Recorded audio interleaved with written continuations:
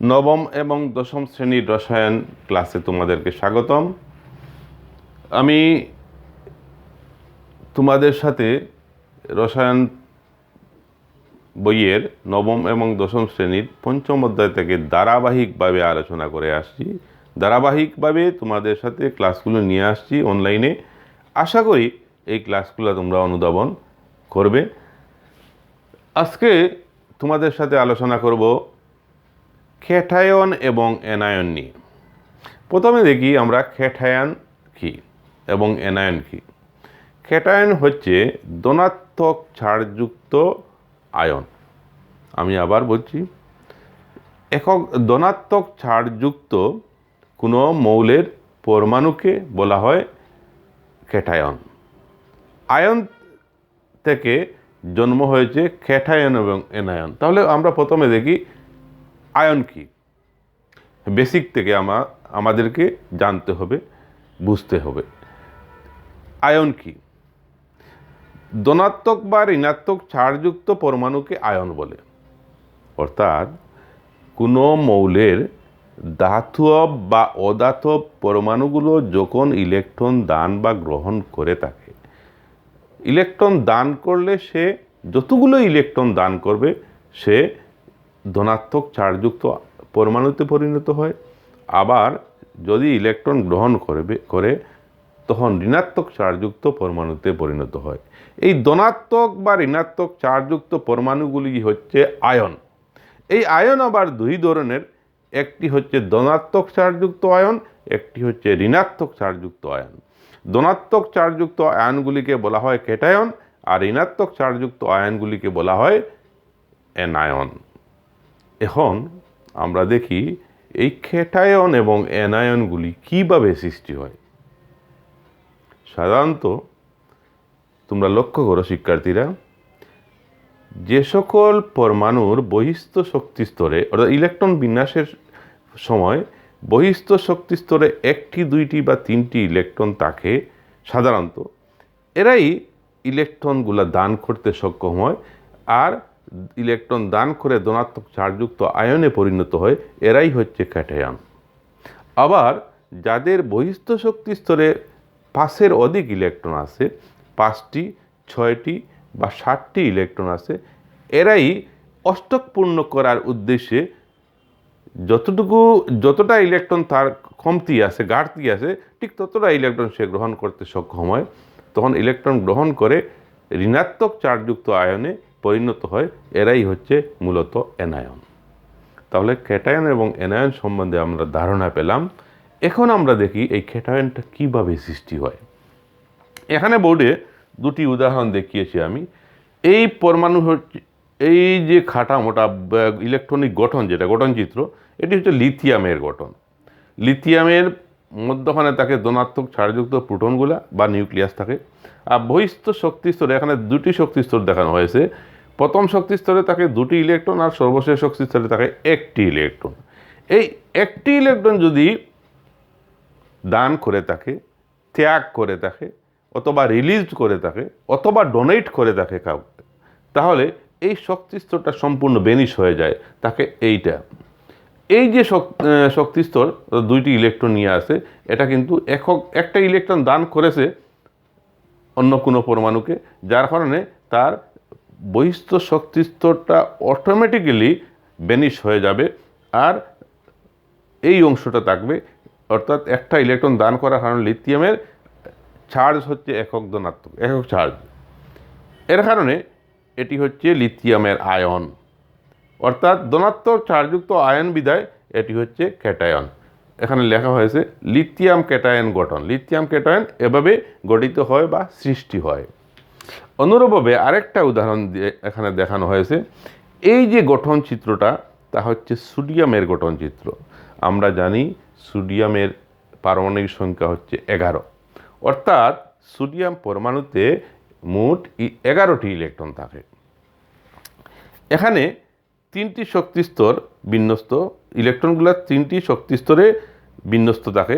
প্রথম শক্তি স্তরে থাকে 2টি, দ্বিতীয় শক্তি স্তরে থাকে 8টি এবং অবশিষ্ট ইলেকট্রনটি থাকে সর্বাপেক্ষা বহিস্থ শক্তি স্তরে বা অটারমোস্ট এনার্জি লেভেলে।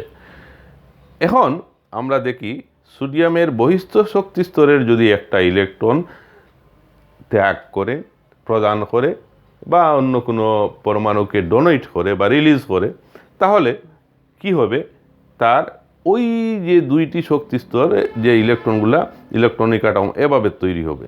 আর এই ইলেকট্রনটা এই ই চিহ্ন দিয়ে, ই মাইনাস দিয়ে দেখানো হয়েছে, যেহেতু ইলেকট্রনের প্রতীক হচ্ছে ই মাইনাস অর্থাৎ ঋণাত্মক।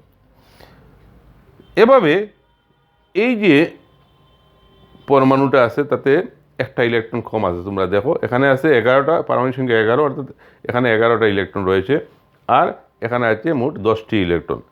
একটি ইলেকট্রন যেহেতু হে দান করতে পেরেছে, সে ধনাত্মক, এর জন্য একক ধনাত্মক চার্জযুক্ত আয়ন অর্থাৎ সোডিয়াম আয়নে পরিণত হয়েছে।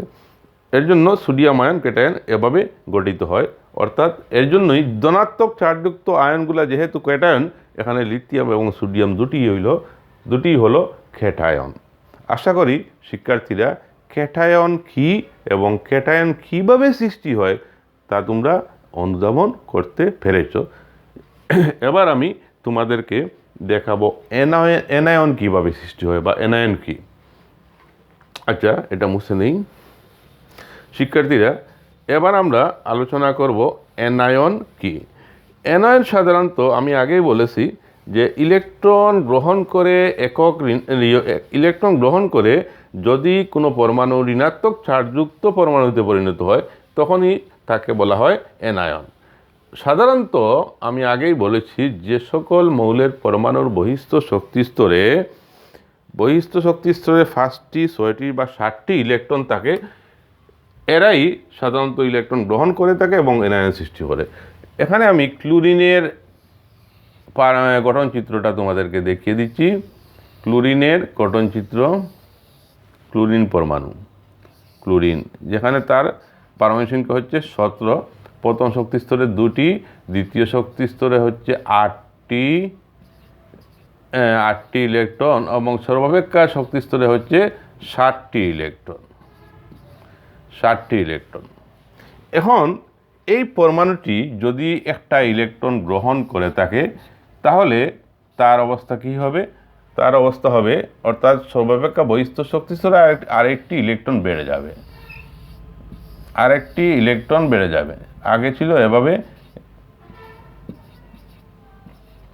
তখন এই ক্লোরিন পরমাণুটা কি করবে? ঋণাত্মক চার্জে পরিণত হবে, অর্থাৎ সে অ্যানায়ন সৃষ্টি করবে। এভাবে ক্লোরিনের অ্যানায়ন সৃষ্টি করবে। ক্লোরিনের অ্যানায়ন গঠন, ক্লোরিনের অ্যানায়ন গঠন। সুপ্রিয় শিক্ষার্থীরা, তোমরা দেখো, আমরা ইতিমধ্যে দেখালাম যে ক্যাটায়ন কীভাবে সৃষ্টি হয় বা ক্যাটায়ন কী।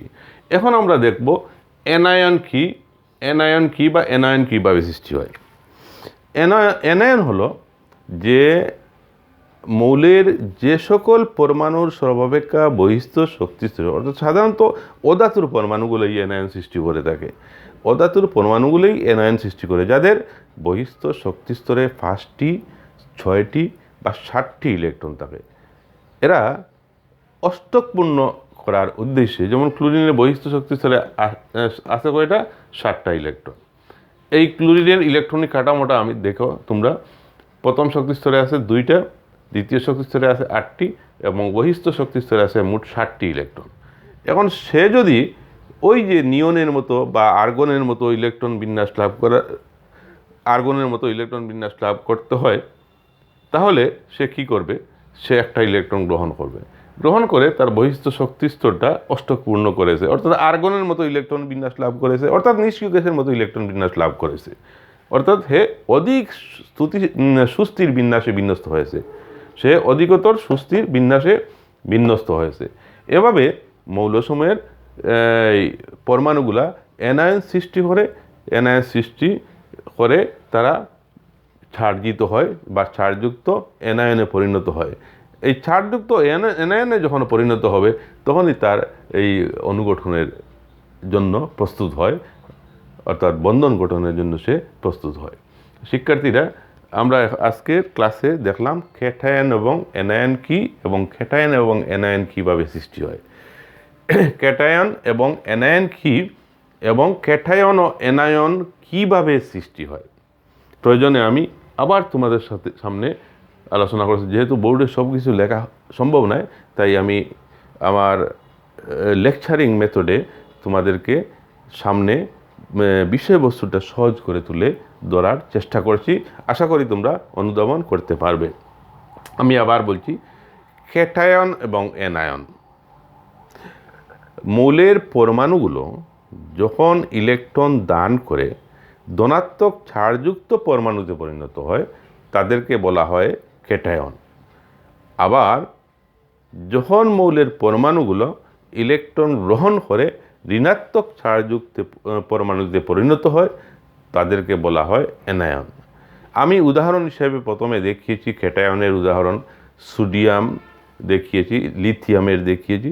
এভাবে অনেকগুলো পরমাণু আছে, যেমন সোডিয়াম, পটাশিয়াম, রুবিনিয়াম, সিজিয়াম, ফ্রান্সিয়াম, এদের অটোনমাস এনার্জি লেভেলে একটি করে ইলেকট্রন আছে। সুতরাং সে একক ধনাত্মক চার্জযুক্ত পরমাণুতে পরিণত হবে। ইজিলি সে একটা ইলেকট্রন রিলিজ করতে পারবে, রিলিজ করে একক ধনাত্মক চার্জযুক্ত পরমাণুতে পরিণত হয়ে ক্যাটায়ন সৃষ্টি করতে পারবে। অনুরূপভাবে 2 নম্বর গ্রুপে যে মৌলগুলো আছে পর্যায় সারণীর, ক্যালসিয়াম, ম্যাগনেসিয়াম, জিঙ্ক, এগুলো করে কি ক্যালসিয়াম, ম্যাগনেসিয়াম এদের অটোনমাস এনার্জি লেভেলে দুটি ইলেকট্রন আছে। জিঙ্কেরও অটোনমাস এনার্জি লেভেলে 2টি ইলেকট্রন আছে। আয়রনেরও 2টি ইলেকট্রন আছে। আয়রনের অটোনমাস এনার্জি লেভেল থেকে 2টি ইলেকট্রন দান করতে পারে। এরা কী করে মানে ধনাত্মক চার্জের সংখ্যা 2 হয়, অর্থাৎ এরাও ক্যাটায়ন সৃষ্টি করতে পারে। অনুরূপভাবে অ্যালুমিনিয়াম এবং আয়রনের আরেকটি মৌল, আয়রনের অটোনমাস এনার্জি লেভেল থেকে যেহেতু এরা ভেরিয়েবল ব্যালেন্সি সহকারে পরিবর্তনশীল যোনি প্রদর্শন করে আয়রনে, সে 3টি ইলেকট্রন দান করে সেও ধনাত্মক চার্জযুক্ত পরমাণুতে পরিণত হয়ে ক্যাটায়ন সৃষ্টি করতে পারে। অ্যালুমিনিয়াম, সে তার বহিস্থ শক্তি স্তর হতে 3টি ইলেকট্রন একসাথে দান করে সে অ্যালুমিনিয়ামের ক্যাটায়ন, অ্যালুমিনিয়ামের ধনাত্মক চার্জযুক্ত পরমাণু বা ক্যাটায়ন সৃষ্টি করতে পারে। আবার অ্যানায়নের ক্ষেত্রেও ব্যাখ্যা করলাম যে অধাতুর পরমাণু যেগুলো আছে, যেমন ক্লোরিন, ব্রোমিন, আয়োডিন, এরা অ্যানায়ন সৃষ্টি করতে পারে। অক্সিজেন, তার বহিস্থ শক্তি স্তরে 2টি ইলেকট্রন রয়েছে, সে 2টি ইলেকট্রন গ্রহণ করে তার বহিস্থ শক্তি স্তরে তার বহিস্থ শক্তি স্তরে 6টি ইলেকট্রন আছে, তার যোজ্যতা ইলেকট্রন 6, সে 2টি ইলেকট্রন গ্রহণ করে চার্জের সংখ্যা 2 সৃষ্টি করতে পারে, অর্থাৎ সে অ্যানায়ন অক্সাইড বা অ্যানায়ন তৈরি করতে পারে। শিক্ষার্থীরা, তোমাদের সামনে সুন্দরভাবে আমি চেষ্টা করেছি সহজভাবে ক্যাটায়ন এবং অ্যানায়ন সম্বন্ধে ধারণা দিতে। আশা করি এই ক্লাসটা অনুধাবন করলে তোমরা এই বিষয়টা বুঝতে পারবে। যেহেতু ফিজিক্যালি আমরা ক্লাসে থাকতে পারছি না, তাই বইটা খুলে বইয়ের সাথে আমার ক্লাসটা মিলিয়ে তোমরা একটু পড়ে নেবে। আশা করি তোমরা সেটা বুঝতে পারবে। এই বলে সবাইকে ধন্যবাদ জানিয়ে আজকের ক্লাস এখানেই সমাপ্ত ঘোষণা করছি। ধন্যবাদ, সবাইকে ধন্যবাদ।